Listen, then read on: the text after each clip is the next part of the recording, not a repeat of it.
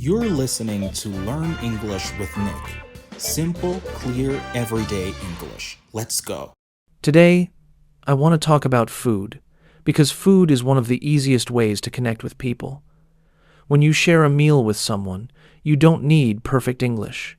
You don't need the right words. You just need a plate, a smile, and something that tastes good.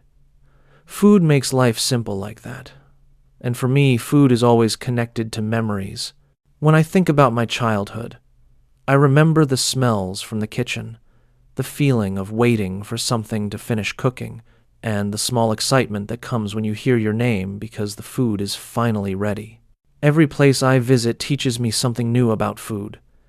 Some people cook fast, some cook slow, some cook with 10 spices, and some cook with only salt and pepper. But there is always a story behind every dish. You meet someone, and they tell you, "My grandmother used to make this," or "We only cook this during holidays," or "This is the food I make when I feel sad." So when you eat, you are not just eating. You are learning someone's history. I also believe that cooking is one of the easiest ways to relax. Some days, the world feels too loud, and life feels too heavy.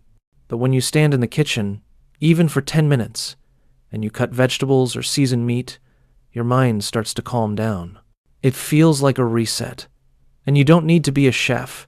You don't need to know everything. You just need to know what you like, and start from there. Sometimes I make very simple meals like rice and chicken, but the act of cooking makes me feel grounded. It gives the day structure. And every country has its comfort food. In some places, people love warm soups. In other places, people love fried food.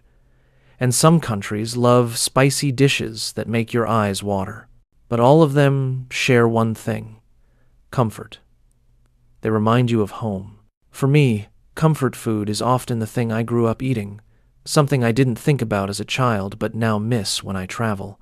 And when I find something similar in another country, it creates a small moment of happiness, like a bridge between two different parts of my life. Food also brings culture to life. You can learn a lot about a country from its plates, the ingredients, the flavors, the way people sit at the table. All of this tells a story about the people who live there.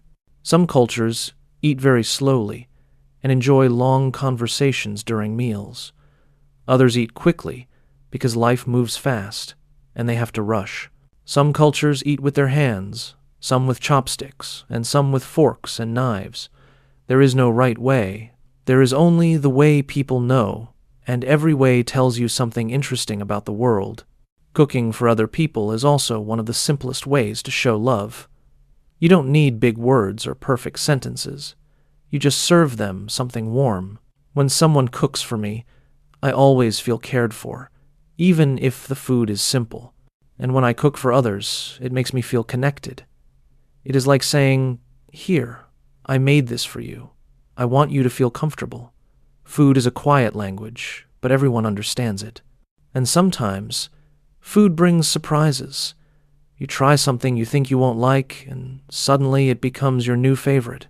Or you visit a restaurant by accident, and the dish you order becomes one of the most memorable experiences of your trip. Food teaches us to be open, because you never know what flavor will surprise you or what new taste will change your mind.